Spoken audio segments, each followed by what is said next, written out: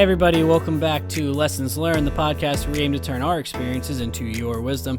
I'm Randy, here today with Chris, Jared, Joe, and Talon, and today we're going to be talking about kind of knowing who your friends are and, who are people that you don't really need in your life. So Chris, go ahead. Hey guys, how's it going? So enjoying this nice fall weather finally here in Omaha. Kind of hit a hot spell there for a week or two, but now it's nice. Sweater weather. I'm a weatherman now on the podcast. But yeah, no. So just had a pretty easy week. Edited in some photos. We released another episode too. So been busy.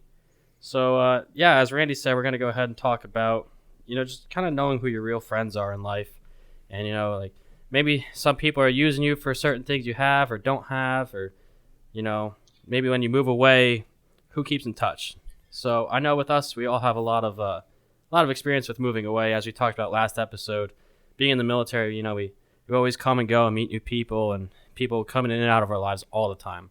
So we have quite a bit of experience in this aspect. So Jared, why don't you take us off?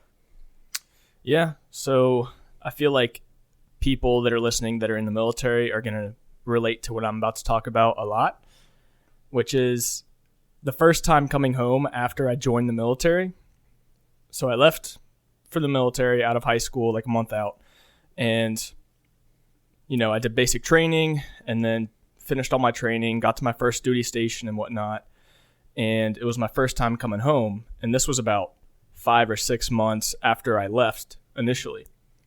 And I was so excited to see everyone, and I got my plane tickets, and I was just super stoked to get back home, see family and friends, and just have a good time, And once I got home, I asked my friends if they wanted to hang out, and only one person actually responded and actually made the effort to come out and see me, and that was Matt. Shout out to Matt, my best friend. Thanks, Dick. LOL. Well, there are a lot of things that happen in your lives. Like, you get busy with work and moving away, and you just kind of lose touch with people, but your good friends, you'll always find your way back to them. And with some of my other friends who I had in high school, and when I left for the military, we didn't really keep in touch, which makes sense. Everyone's busy, and that's understandable. But then once I finally got back home, they didn't make any effort to see me, and I didn't have a car or anything, so I couldn't, drive around. And then when you're visiting home in the military, you only have so much time to spend and so many people to spend it with. It's almost like a chore, isn't it? Yeah, it can become a chore for sure. Really stressful, especially like around holidays. Ooh. Yeah, and there were some people that understood that, and they came to my parents' house and whatnot to see me because they understood, I'm running around trying to see everyone, but also trying to enjoy my time home. And it's, the people who I thought were my friends didn't make any effort to see me, and it sucks. I mean, Are you sure you're not just a loser? Roasted. Damn, dude. You're making me think right now. Cyberbullying. Dang, Randy. I'm questioning my whole life right now. Yeah. You need to take a day off. Yeah, Randy. Take a day off, would you? Can't turn it off. That was the first time I actually really evaluated my friendships. Yeah, because that's like the first time you're on your own. You're in your adult life for the first time. Technically, maybe not your first time, but you're doing you now, and it's like, hey, I'm back. This is who I am now. Like, does anyone want to put the effort forth to come see me and hang out and relive the glory days? But the same thing happened with me. I'm sure all of us who have gone back home, 90% of the people don't make the effort to drive 10 minutes to come see you. Yeah. It's crazy. You've traveled across the country, in some cases around the world, back from deployment or whatever, and no one comes and sees you. It's ridiculous. Like, the younger you are, the more tough it is because, you think you have all these great friends, and then it isn't until something happens or you spend some time apart that you realize maybe they actually don't care about you. And that's a tough pill to swallow. And that can be really tough too. If you're struggling, knowing who your good friends are mental health wise, is a very big thing to have. Like, you know who has your back and who doesn't. And it's important to figure that out earlier rather than later, because, you know, those times that you do struggle, who are you going to reach out to and who's going to help you? Yeah. I know this year's been very tough for me mentally. And every single one of you guys on this podcast has been there for me. You're all true friends. Joe's kind of by default. I probably wouldn't hang out with him if he wasn't my brother. No, I'm just kidding. Likewise. Don't worry. Nah, it's cool though. You know, like, and kind of to combat what Jared was saying too is like, there are those people who 100% go out of your way, like your friend Matt. Like, you go home, yeah, man, no worry. I'll drive 4 hours to come see you. Yeah, you just flew across the country. I understand that, and like, I'll come see you. And those are the friends you need to stick with. Oh yeah, and Yeah. like Hell yeah. one, you know, it was I was going through some hard times a couple of years ago, and Matt actually drove 12 hours from Ohio to see me for 12 hours. Yeah. Literally, he was here for 12 hours, and then he drove 12 hours back and went straight into work. And he would So do it he all over spent- again because that's the type of person he is. Yeah. Yeah, so Like, he spent when someone 24 will hours do driving. that. Yeah, he spent 24 hours driving in a 36-hour period. Just to spend that 12 hours with you, Now that's a friend Yeah. right there. because that's what Hell you yeah. needed probably. Like he just wanted to be there for you. Yeah. That's I'll awesome. turn what I said back around real quick. I said something shitty about Jared, so now I'll say something nice.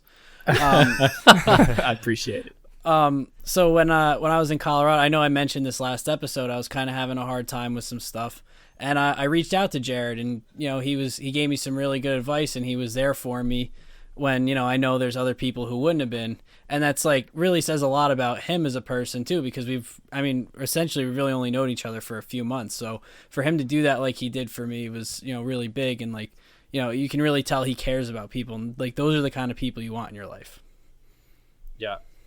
And I think any of us would be there for everybody, like, within this podcast. That doesn't make any sense. We'd all be there for each other. Us five would be there for each Cut. other, whoever was in need. Cut. Well, Be a Talon pack. too. Even when I said I was coming out, Talon was like, you know, again, somebody who's known me a few months. He was like, "Hey, if you need a place to stay, man, you know, my yeah. door's always open." I forgot about that. For some reason, I didn't think about like you just staying at Chris's house, even though he's like you guys are best friends. So Yeah. yeah, I was just like, Yeah. Yeah, talk about being a good friend. I left my apartment to Randy. Like, I wasn't even home. I just left the he keys did. for him. Also true. Yep. That's a bold And I came strategy. home to a bunch of the phallus shapes all over my apartment in various different mediums. yeah. I mean, I also watched your apartment. I probably could have erased them, but I no. Nah. Because that's a true friend to Randy. Maybe not to me, but you're Randy's true friend. Yeah. you Well, he dickhead. was your true friend. He fed your plants so they didn't die. Yeah, that's true. That's true. But yeah, so it's important. I have a lot of experiences. Like, for example, you know, I called my British friend Chris in England. Obviously, he's British. He's in England. Nice. But he listened to the podcast. You know, he listened to the first two episodes. Which, if you're on episode 3 and haven't listened to the first two, go ahead and give those a listen. But yeah, so we were talking about it, and we were just talking about life. And I met him going through training in the Air Force about 4 years ago now, and we still keep in touch. And he's 10 years older than me. He's 37. I'll be 27. So even though there's an age gap, he's a truly great friend because, I mean, he still reaches out. Like, we hadn't talked for 3 weeks, and he sent me a message, "Hey, bud, how you doing? How you holding up?" That is so important because you never know even if you're having a good day, that message means a ton. So imagine you're having a bad day and you're just like in the dumps, man, like depressed, and like you don't know what to do, you don't know where you are in life, and you just get a message from somebody randomly like that, like, "Hey, man, how you doing?" Like, that can change your whole demeanor. You know that they're thinking about you, even if they just thought about you for a second. It's like, hey, send a message to this guy. It's like they in the middle of their random day, they just thought about you. Yeah, so that was great to hear, man. And then he called me up and we just talked for an hour, just about life, and it was phenomenal. And it's not just him. It's, you know, I've made so many friends that have got out and moved away and went back home and moved elsewhere in the country and the world, and we still keep in touch. You know, like, it might not be every day, but you know, you send someone a message like once a week. It takes no energy, just to check up on someone, and I think that's so important. And like, COVID has definitely helped make that more of like a priority, you know, because everyone's alone. Everyone knows everyone's alone. So a lot more people are reaching out these days. Yeah, I think that's something that should be a little bit more normalized between friends, is just checking up on each other, because it's a rare occasion that someone would do that. But again, as you said, it means so much. Just from even sometimes the people that you haven't talked to in a long time, that means even more. Yeah, and I can talk about that a little bit because I fail as a friend in terms of that, honestly. I'm the type of person, I'll think about someone, but I cannot like go through the effort of like sending them a text sometimes, because like even though I know it's such little amount of effort, I don't know, it's just like I feel like I'm inconveniencing them for some reason. I'm just like, oh, I don't like. Yeah, you're inconveniencing by asking them how they've been. Yeah, I know. Yeah, like but- I don't understand the logic that I have or anything like that, but and because of that, Hold like on. yeah, Yeah, well, like it almost seems like a contradictory point, but at the same time, it just proves what we're trying to prove here. If someone like that is your true friend, like they know that you mean well, and they know that you're thinking about them, that you're there. Like for instance, me and my friend Eddie, have been friends since like second grade, and like there's times where we'll go 2-3 weeks or even a month and like we don't talk to each other, but then like which actually just happened last week. I haven't talked to Eddie in like a couple weeks, and then he reached out to me because somebody who was supposed to watch his cats for the weekend while they were in Boston backed out on him. So he was like, hey, do you mind running up and doing it? And I was like, yeah, no problem, of course.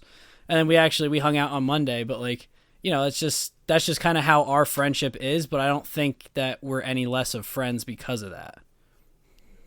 No, and that's important to understand, is just because you don't talk every day doesn't mean somebody's not there for you. Yeah. I mean, I have other friends too that like I talk to every day, but it's just like it depends on like the friendship itself and like what your dynamic is. Go ahead, Joe. You got a story? I do have a story. Yeah, so actually, one of those things that meant a lot to me was my friend Kevin, up in New Jersey. So this kid has been my best friend since preschool, honestly. And you gotta think, so this was back when we lived in New Jersey. I moved away from Jersey when I was 11 years old, and I've been living in Delaware since. And Couldn't be me. yeah, shut up. But no, so like You dick. we what was it? Take a break, Randy? Yeah, take a break. Take a day off. Take a day off. Speaking of Brit, Chris, take a day off, would you? Well, yeah, anyway, so I've been in Delaware, and when I first moved down here, he would come down to visit, and I would go up to visit every so often, maybe like once or twice a year. And, we were still young kids, so our parents would drive us, and we would see each other. But that kind of started to fade away as we hit high school, and then, we got busy, jobs, everything like that. And we didn't really talk as much as we used to. But he's such a close friend to me, it's like an eternity can go by. And if I text him or if he texts me, it's as if like we've never been separated. He's just that close to me. There have been you guys just pick it up like you guys just saw each other yesterday. Yeah, absolutely. And so like anytime I go up to Jersey for maybe a weekend or anything, I'll text him. I could text him on Thursday or Friday on the drive up. And it's one of those friends where his mom is like, "Oh yeah, you're part of my family," and then a tear rolls down your face, and you're like, "Oh, thank you so much." But yeah, I'll Big sap. but no, I'll text them and they'll be like, "Yeah, stay here. Not a problem. We'll make a bed for you. Not a problem at all." And it means a lot. Yeah. And actually, when mine and Chris's grandfather passed away, I didn't text him at all, like saying anything. But we were doing a viewing and funeral up in Jersey. And I didn't text him anything, but he, I guess, heard about it on Facebook or something like that, and he still showed up. We got to see each other, and it meant a lot to me. I got to see him again, and, he paid his respects, and it just solidified how good of a friend he is. Yeah. That actually, Joe, you kind of reminded me. I mean, you not necessarily reminded me, but you guys just met him a couple of weeks ago. My friend Debo, he was just here. So, like, quick story about just him and I, because he's my best friend, and Thanks, Dick. Yeah, and like surprisingly, we only started talking like senior year of high school, like at the very tail end of my senior year, like a couple months before I left for basic. So like we weren't even friends for very long, and like our friendship kind of grew after I was already out of Colorado. But like he visits us every couple months, like at least 3 to 4 times a year, and that's more than anyone visits me, like even like my family and everything, because I mean they're busy people. Like I don't expect my mom to drop everything and like come visit me every month or anything like that. But like my friend Debo, he'll buy a plane ticket and he'll come out here, and he'll, even if it's just for like the weekend or anything like that, he'll take time and just come out here and spend time with me and Gabby, and it's just like it means a lot. And I mean, every single time I'm in Colorado, he's that type of person. Like he reaches out to me and it's just like, hey, like when are you free? And it's just like we'll always find a time to go see each other and everything like that. And just like Joe's friend, like we might not talk every single day. Like I haven't talked to him in probably like a week now, but like I'll probably send him a message like tomorrow, and we'll just. Oh, will you actually? Yeah, I will. Okay. I'll send him a Snapchat, and then it'll turn into a conversation. and then we'll talk for like a couple of hours or something like that. But yeah, it's just like it's as if like we talk to each other every day.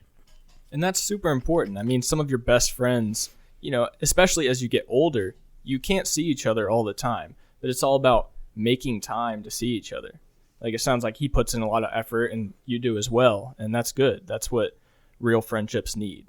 I mean, it's in reality, it is a relationship, maybe not sexual one. I don't know how you roll, Talon, but I mean, yeah, Ooh. it is a relationship, and you got to take care of it and treat it with respect, you know, because I mean, if you have one person putting in all this work and the other person not reciprocating that work, clearly that's an unhealthy relationship, and maybe that's not a true friend. Reciprocating. Yeah, big word. I am smart, you know. There's the big word of the Debatable. day. Yeah. So I got something to talk about too. Is, you know, kind of back on Jared's topic of going home and visiting people and them not coming. I think I've definitely realized who my true friends are more now than ever, like being away from home, because they're the ones who've come and visited me. I didn't have to go home to see them. They were like, hey, dude, I haven't seen you for a while. What's in Omaha? I was like, oh, we could go drink. They're like, cool, sold. So you know, I've had like 5 or 6 friends that I've grown up with just come and fly out and stay with me. Like, that's Definitely so nice. not me. I dread the day you come out here, man. Flown and drove. Done them Yeah. both. I mean, as if throwing out the mail wasn't enough of a sign. This kid just drives and shows up on my doorstep. But Yeet. whatever. Surprise. Surprise, motherfucker. But yeah, no, it's important. And like sometimes, I mean, I've had friends I've grown up with and haven't really talked to for a while. However, they're, you know, driving to Colorado. And I mean, sometimes, yeah, we're like a pit stop, you know, it's like 7 hours from Omaha to Denver. However, Sometimes I did mean- that once. I mean, yeah, but a lot of people have done that, and like, it doesn't bother me. It's like, yeah, you need a place to stay, but like you had the thought of like hanging out with me and like hitting me up and seeing how I'm doing, and then like asking. So like I have no problem with that, dude. Like, hell yeah, of course you could stay here for free, like whatever. So I think it's important to like ask yourself the question, who would come see me without me even asking? And that will tell you who your true friends are right then and there. So now this is also could be a good time to self-reflect for us is, you know, obviously nobody's perfect, and we could actually be the people that we're describing to others, to be honest with you. Maybe there's someone... I don't know. Like, guarantee it. We definitely are. Oh, Yeah. yeah. I'm sure I am. So I think that's... I mean, it goes both ways. Yeah, absolutely. I think that's an area, I guess Talon said, that I could also improve on is, you know, reaching out to other friends that, you know, I've known for a while and kind of checking up on them. Yeah. Yeah, seriously, Joe, like you just talking about like self-reflection, like there's some friends that I wish I would just like reach out, and I if I have the mental strength to do it, I probably will.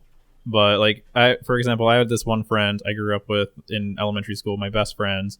The first time I went to Japan just on vacation like 3 years ago, I was just like on Facebook and I noticed he got like a bunch of figures from Akihabara, which is just like this super otaku like nerdy area in Tokyo. And I was just like, yo, are you in Tokyo right now? And he's like, yeah.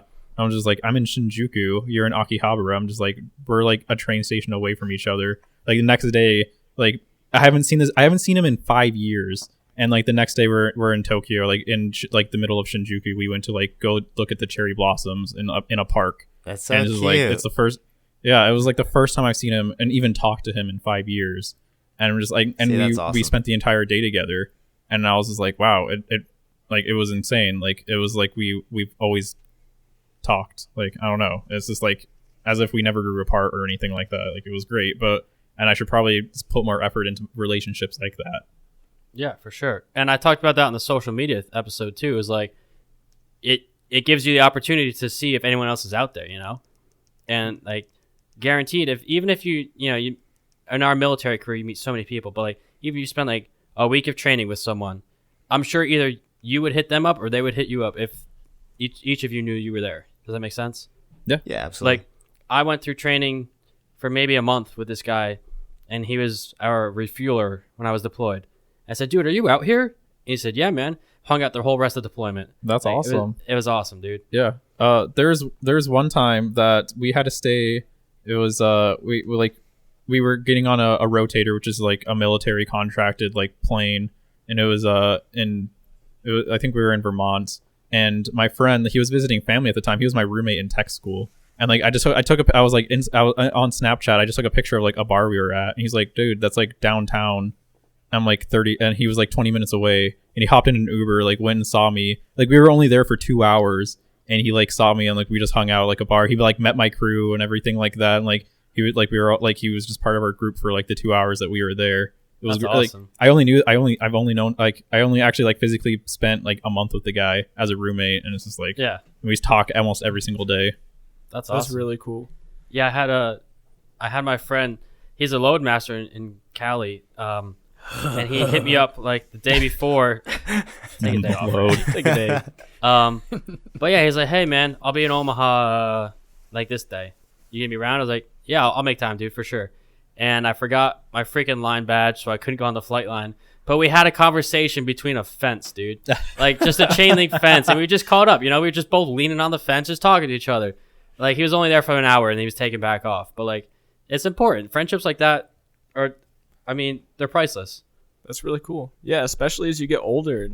You know, you live in different places, life gets busy, but it's the people that you can see after, you know, not seeing them for a couple months or a couple years, and just you can still have that connection. That's when you realize, you know, hey, actually, we're pretty good friends. Yeah. And same guy hits me up every once in a while. He's like, hey man, let's go do like, he's really into outdoorsy stuff. And he's like, hey man, let's go hike Mount Shasta. Like Ashley mountain climb. I was like, dude, I can't. I don't think I could, man. like oxygen tank and crampons. Like we're climbing a mountain. I was like, dude, I don't think I could do that, bro. That's sick. Let's go do Mount Everest. Yeah, Hey, pretty Chris, much. Talon, Randy, Joe. That's probably my next. full Let's send. do it. Let's do Oh, Everest. down, let's do I've heard it's not bad whatsoever. Yeah, only Let's a few fucking people go. died. You know, whatever. I have a friend that did it a couple months ago. More people No died way. from COVID than Everest, right? So we're safe. Fuck yeah. I don't think Yeah. I don't think there's many deaths from Everest. Like you Yes, just there are. now you just follow a trail, and you just follow like your guides and stuff So- like that. Until a storm rolls in.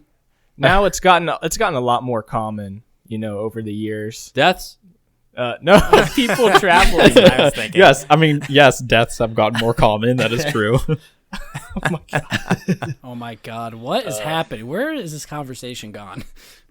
Okay, I love so I'm going to change directions. So we've been talking a lot about, you know, people who basically put in the effort and make time to see you.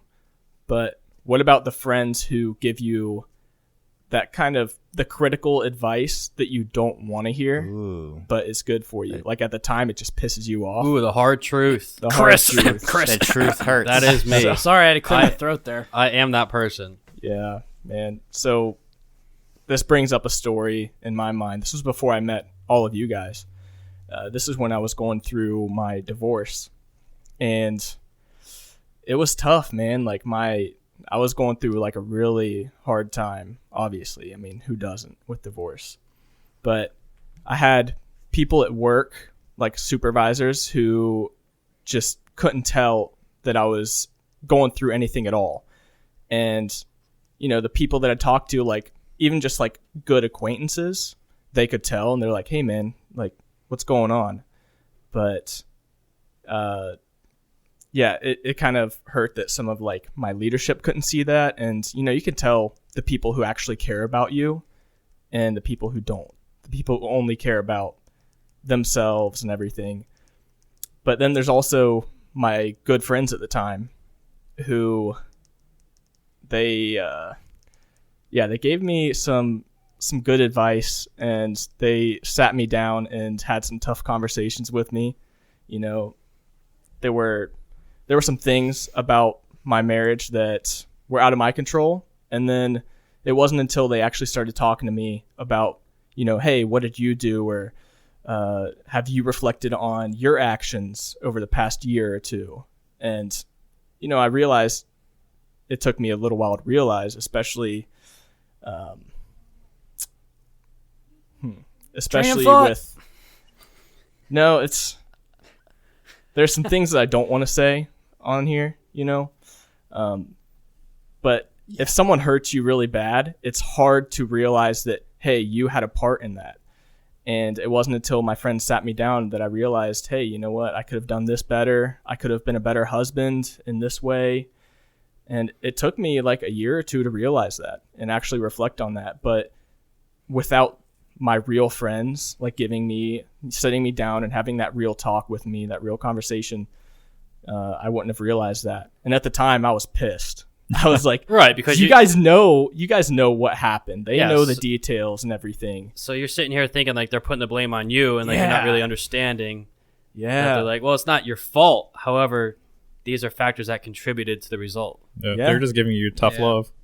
Yeah, and it's what I needed. And sometimes you don't realize that until months, maybe even years later. Yeah. It's crazy. Yeah, I've talked about Britt Chris a lot this podcast. He's on your mind. He's on my mind, dude. He's such a good guy. He was Tell that me to for take me. breaks and everything. Yeah. Yeah, he was that guy for me. When I screwed up my relationship, he said, "Mate, it's 100% your fault. I've got no sympathy for you." And I was like, "You're a dick, but I know, man. I know it's my fault. Like nothing I could do." So he was just that. He was that tough love that I needed, and not necessarily like he didn't help. He didn't fix the issues at hand, but yeah, he made the decision very clear on what I had to do, and I had to, just be honest. He said, if you can lie and bury it, you're a dickhead. Don't let it happen again. Yeah, but I mean, if you can do it, and just be the best you can from here out. And that's not what I wanted to hear. That's what I thought I wanted to hear. But what he really told me was, I know you. You're not gonna be able to handle this. You need to fess up, and you need to just be honest with yourself and her. And it's gonna suck, but you did it to yourself. And I needed that because all my good friends were telling me, just bury it. But he was like, you're not gonna be able to because I know you. And that's when you know you're really good friends. Is like when they know you and how you're gonna react and how you respond to things. It's very important that you have that person in your life to give you that tough love. Mm-hmm. Yeah, they're not there to make you feel good. They're No. there to let you grow as a person and just be there for you as a friend. Right. They're helping you through life. And it was funny because we were talking about, on our phone call, we were talking about how when he came over here, being that 10 years older than us, he was looking to our generation as like, help me rejuvenate myself. Like, I want to go out and have fun, like go drinking. Like, we got in so many shenanigans and it was awesome. And I was looking up to him, like, help me mature, help me figure out where to go in life. And reality was, on the phone call, we decided we're both lost. We're both still going to be lost, but it's about finding content in where you are. And that's not necessarily has anything to do with like having a good friend, but having that conversation with someone that is your good friend, like I did with him, it's important. You realize a lot of life lessons, a lot of lessons learned, if I do dare to say. Yeah, I feel like there are a lot of friends who, who you, like some of your best friends when you're younger, who you just go separate ways. I mean, you're both good people, you get along and everything, but you just have different passions. And with me, I hung out with a lot of different people because I wasn't really a jock. I wasn't really a nerd. I wasn't in one specific category. I was just kind of like floating around until like my senior year of high school. So, I mean, there were a lot of people who I hung out with who had like very fond memories with in my childhood who I don't really talk to anymore. It's just because we went separate ways. And there's definitely those people that like you thought you were good friends with and you fizzle out and then you try to reach out and there's no reciprocation. Yeah. And then it's just like, well, all right, I'll just cut you out of my life. Like, it is what it is. Yeah. So, I mean, and you're gonna experience those people. You're gonna think you have good friends and they might backstab you. or they might, I don't know, they might just not be there for you when you need it. And that hits home. And then you realize, like, well, I don't need people like that in my life. Mm-hmm. Yeah. It's about finding the people who are 100% there for you no matter what. And you gotta do your best to find who those people are, the ones that don't reciprocate the emotion, and try your best to cut them out of your life. Not necessarily like if they're bad people, then cut them out. But when you're putting forth so much effort to be a friend, or even more sometimes, and they don't do that same back for you, then definitely kind of put them on the back burner. And then I would say even before you do that, be that good friend that Chris was to me, and have that tough conversation with them. Just be honest. Yeah. Be like, hey, right. I notice I'm always asking you to hang out. I'm always asking you how you are. Like, what can I do to help you? Anything. And I notice you don't, reach out to me at all or want to hang out. Like, is there something I did, or is there something we could work on? And their reaction is going to be your answer. Exactly. Yeah. That is very true. Yeah. And Joe, that kind of brings me to the point that I wanted to bring up during this of like, is this person your friend because they want to be your friend, or is this person your friend because, you have something they want, or you can provide something or a service, or even, you're just like a crutch for them. Are you giving them something they want, or are they friends with you because they want to be friends? I think it depends on the degree of it, because isn't that kind of friends in general? Like, we're all your friends as a union. You're providing something for each other. Like, no, but I mean, like a friend with a boat. Who's got a boat? We're gonna hang out with that guy. Exactly. Yeah. Oh, the pool exactly. kid. Yeah, we're back to that. Only, Okay. Yeah, the pool kid. The pool kid. The money. They only ask to hang out. Yeah. So like what I mean by that is kind of what the guys were just saying is, are you their friend because they want to be your friend, or like, do you have something, or are you able to provide something that they want from you? So again, for instance, we can use the boat example. Everybody has that friend with a boat, and it's kind of like quote unquote friend, because it's like, are they really your friend, or is it a free boat ride? Once in a while, go out on the lake. I don't have a friend with a boat. yeah, me neither. As you said, everybody. Me neither, actually. Yeah, but okay. So how do you handle that? You basically go back to the conversation that Chris just brought up. Have that tough conversation with them. The way I see it is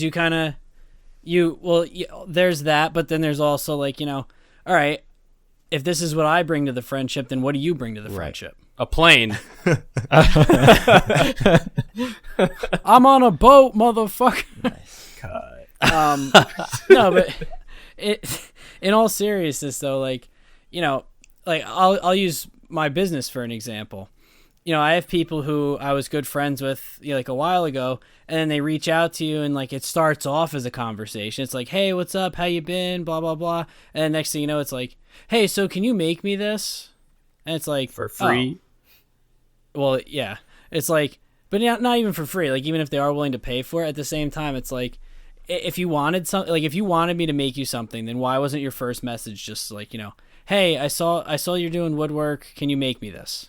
Right. Like, why was it this whole thing of like, oh, what's going on? How you been? What have you been up to? They wanna Oh, can butter you you make up. me this? Yeah, Well, why are they like, trying to alright. dodge the question? Well, Yeah, it's like, why are you almost like trying to pretend to be my friend here and then ask me to do something for you? that depends. So Like, I don't know, that just, can I just like real quick, let me just say, like, Yeah. that's one thing, I don't know, it bothers me a little bit, is like when somebody doesn't reach out to you for a long time, you don't hear from them, or like when you message them, they don't answer you, and then they message you and they like play this little game of like, hey, what's going on, and then they ask you to do something for them.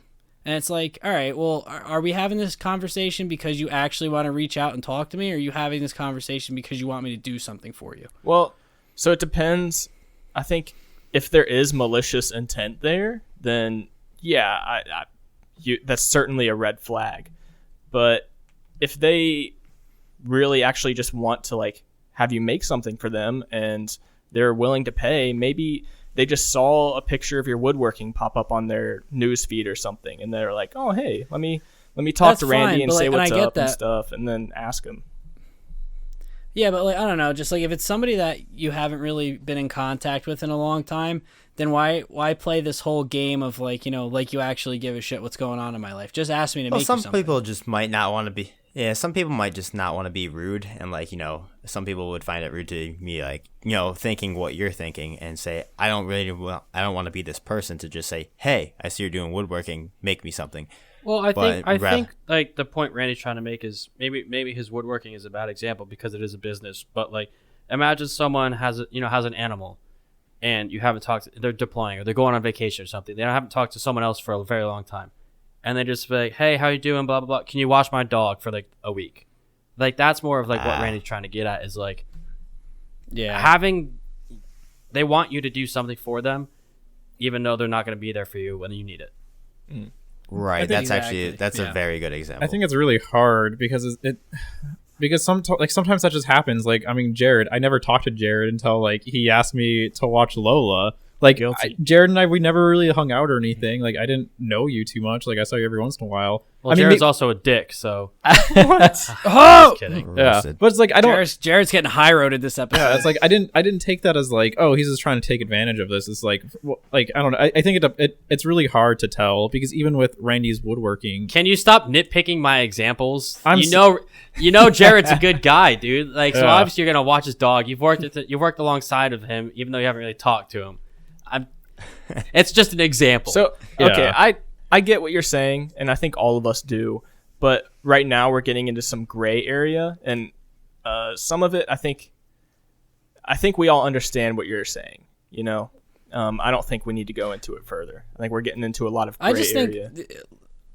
Yeah. Well, like just like last thing I want to say on this, the kind of the final point I want to make about it is like, I don't know, and maybe it's just my personality and how I am, but like if I want something from somebody, I just bring that forward first and foremost. Like I don't play this whole game with them and be like, oh, what's going on? Blah, blah. I'm like, hey, I saw you did this. Can you do it for me? Boom, done. Boom, roasted. Yeah. I do think it could be both, though. I don't think that's that hard. I do think they could genuinely want to talk to you, ask you how you're doing, but like still like, yeah, but like they still want to ask you to make something like as a business. Like, I think they could do both. Yeah. I think it just depends. Like, and you'd have to read that as the person. It's like, are they talking to me?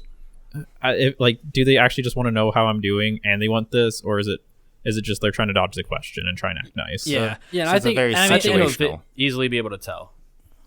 Yeah. And I definitely have people in my life too that I'm like skeptical about. Like I have people that reach out. I'll get a text from certain person. Joe.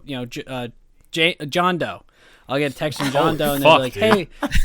They'll be like, hey, what's up? And I'll be like, oh, this motherfucker. And I will hesitate before I even answer them because I'm like, I know they're gonna fucking ask me for something. Like they don't want to fucking talk to me. Yeah. But again, that's circumstantial too. Right. Like that's somebody that I know is gonna be like, trying to pull some bullshit, and it's like, all right, I don't want to deal with your shit, so I'm probably not going to answer you. But yeah, and I mean that comes back to the same conversation. Just have that hard conversation. Be like, hey, I'm doing this with my life. I'm trying to better myself as a person, and I know that the people I surround myself with have a huge impact on that.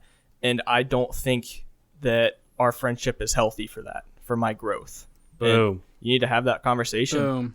Yeah, that right there is a lesson learned to take with you. Like you shouldn't have to deal with people all the time who you say, hey, they're just messaging me because they want something or they don't really care about me. What you need to do is have that hard conversation with them. And that's something I struggle with. Like and there's a bunch of people I could have that conversation with, but I feel uncomfortable doing that, so I don't. It's uncomfortable. Yeah. It is. Yeah. Yeah. It's something that I've definitely gotten better at over the years where it's like, after a certain amount of time, it's kind of like fool me once, shame on you, fool me twice, shame on me. And it's like, wow, I almost did that backwards. You got it. Yeah. But it's like, once it's happened so many times, then it's like, all right, I don't need your bullshit anymore. And I've gotten good at like just kind of letting those people just like not necessarily, I wouldn't necessarily say cutting them out of my life, but kind of just letting them go. Yeah, I'm finding myself in that situation. Like I don't make like a conscious effort to kind of be like, hey, you know what? Like every time you ask me about something, it's for your kind of personal gain. Fuck you. But like when I start to see that happening, then I'm just like, all right. You know what? I'm just gonna stop answering you. I'm gonna stop reaching out. Yeah. So I just kind of like let it go. If you could see a pattern of actions, it's you'll be able to tell. And then it is, Yeah. I mean, even like before letting it go, it is worth having that tough conversation. That's something I'm going to do. You know, like the people that I need to have that conversation with, I'm going to take a lesson from today's podcast and apply that. Yeah, I think I'm going to do that too. Maybe that's good. Chris, I'll Speaking call of you re- after we're done. Speaking of reaching out real quick, do you guys like when people invite you out to something even though they know you're probably not going to come out? I feel like that's 100%, dude.